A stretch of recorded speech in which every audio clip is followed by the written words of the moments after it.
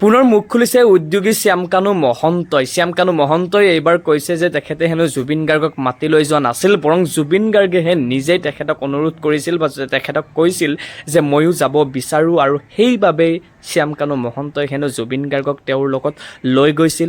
আৰু যি সময়ত জুবিন গাৰ্গে সেই সাগৰৰ তীৰত সাঁতুৰিব গৈছিল বা ফুৰিব গৈছিল, সেই সময়ত শ্যামকানু মহন্তক লৈ যোৱা নাছিল বা শ্যামকানু মহন্তৰ লগত যোৱা নাছিল। জুবিন গাৰ্গে নিজৰ পৰিয়ালৰ একাংশ বন্ধু বৰ্গৰ সৈতেহে হেনো গৈছিল, সেইবাবে তেওঁ সেই দুৰ্ঘটনা সম্বন্ধে একোৱে গম নাপায়। কিন্তু একে সময়তে আকৌ জুবিনৰ খুৱে বাৱে থকা হৰেশ্বৰ মহন্তই এটা গুৰুতৰ অভিযোগ উত্থাপন কৰিছে যে জুবিন গাৰ্গে তেওঁক হেনো কৈছিল যে মোৰ নৰ্থ ইষ্ট ফেষ্টিভেললৈ যাবলৈ মন নাই, মোৰ বহুত কাম আছে, ডাবিং আছে, শ্বুটিং আছে, কিন্তু মোক নৰ্থ ইষ্ট ফেষ্টিভেলৰ আয়োজকে বহুত কামুৰি আছে। যিমান বিতৰ্ক হ'লেও শ্যামকানু মহন্তৰ শাস্তি হওঁকে বা নহওকেই, তেওঁৰ ভুল থাককেই বা নাথাককে, আমাৰ জাতিটোৰ কিন্তু ভীষণ শাস্তি।